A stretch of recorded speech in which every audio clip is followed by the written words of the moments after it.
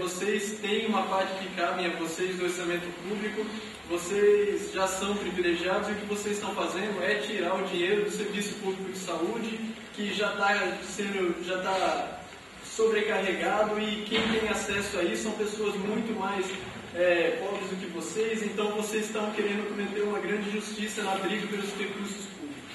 Eu acho que o que a gente tem que ter em mente é a forma como as coisas foram construídas, e elas foram construídas por um governo que no estado de São Paulo já está aqui há 3 décadas ou 4 décadas, e que soube fazer isso muito bem.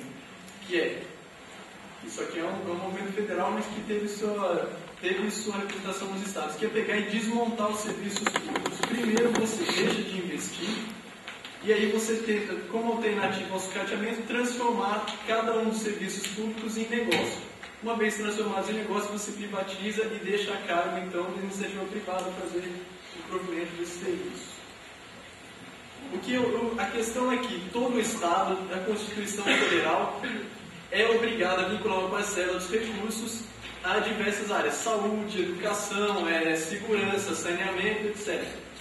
A questão é que, recorrentemente, esses recursos que são constitucionais, eles vêm sendo desvinculados em todos os âmbitos. Vêm sendo desvinculados no governo federal, começando com o Fundo Social de Emergência, Fernando Henrique, desvinculação de receitas da União, etc.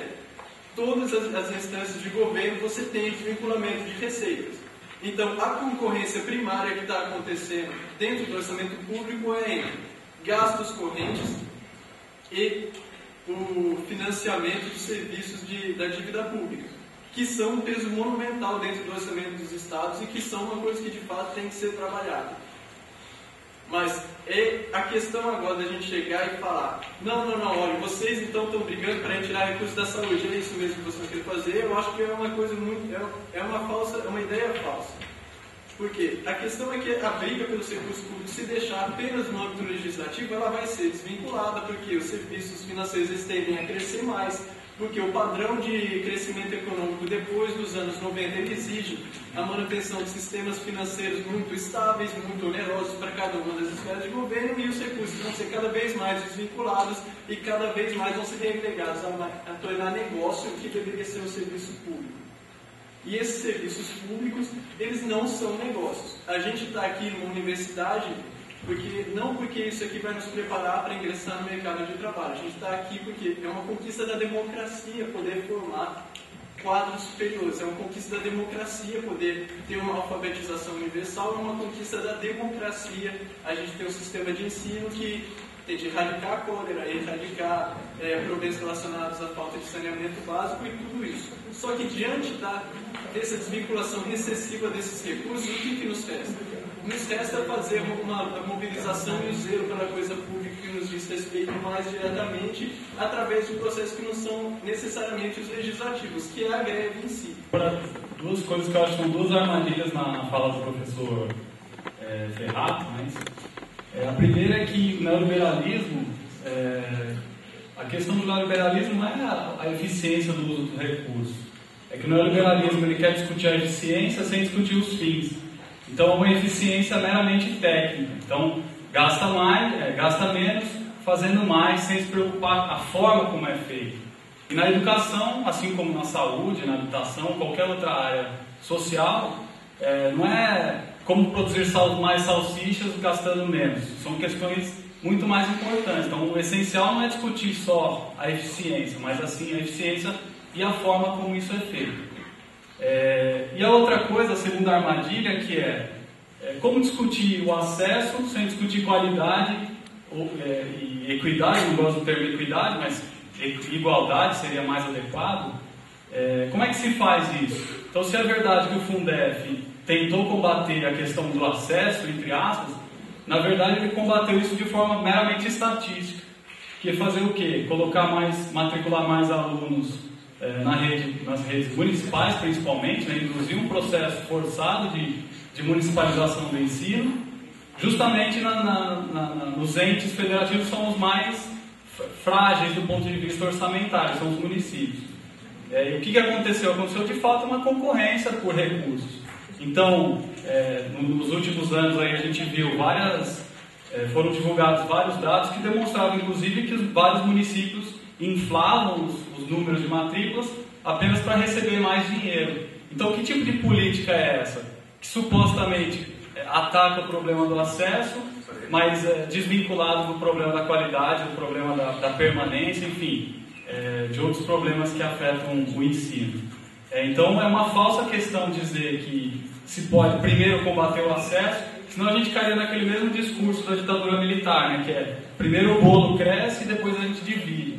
Passados aí 40 anos a gente viu como que o bolo cresceu e o que aconteceu com a tal da divisão que ia ser feita depois disso. Vou basear na realidade hoje da educação, para fazer a pergunta. Eu queria saber o que o senhor considera por qualidade no ensino, já dizendo que a grande preocupação do Estado é a busca da qualidade e tal. Em que exatamente o Estado se baseia em busca dessa qualidade, se na realidade o que a gente vê são escolas em deterioração, são professores com salário de R$400, e já falando do ponto de vista da universidade, são turmas com 100 estudantes para um professor, a sobrecarga do professor, tanto na graduação quanto na pós, a falta de orientação para os alunos da pós, e já um pouco mais de realidade, uma moradia caindo há 2 anos, a falta de assistência para os estudantes, e aí colocar aqui, sobre o meu ponto de vista e dos colegas da educação, o que garante a qualidade na educação vai além da questão da própria escola. Vai da estrutura que a escola tem, da condição de trabalho do professor, da condição de vida dos seus estudantes, do material que os seus estudantes têm, e tudo isso que o Estado não está garantindo. Não está garantido. E onde está exatamente a preocupação com a qualidade da educação quando a gente vê a distribuição de cartilhas, que além de ter 2 paraguaios nos mapas, os erros de português, uma poesia extremamente machista, eu queria saber em que exatamente o senhor se preocupa para fazer caretas para mim, quando eu pergunto com relação à qualidade da educação, quando a gente vê que a qualidade da educação já não existe há muito tempo, aqui no Brasil, principalmente nas escolas de ensino fundamental. E falando da questão da verba para a universidade, o senhor falou, mas tem o ICMS, mas o repasse do ICMS acabou de ser cortado em 20%. O orçamento nacional para a educação acabou de ser cortado em R$1 bilhão em janeiro. Onde está exatamente a preocupação com relação à educação? E já que você não se aprofundou com relação ao universo, nós que nos aprofundamos na discussão do universo, que lemos ponto por ponto, discutimos a questão da educação à distância, discutimos a questão do financiamento, dizemos com toda a propriedade que a Univesp ela é a precarização do ensino. E tomando em vista a questão dos PLs 19 e 20, a gente vê exatamente o que o Sérgio colocou. Uma despreocupação total do Estado com relação às condições de trabalho do professor e a tentativa de culpabilizar o professor pela falta de qualidade na educação.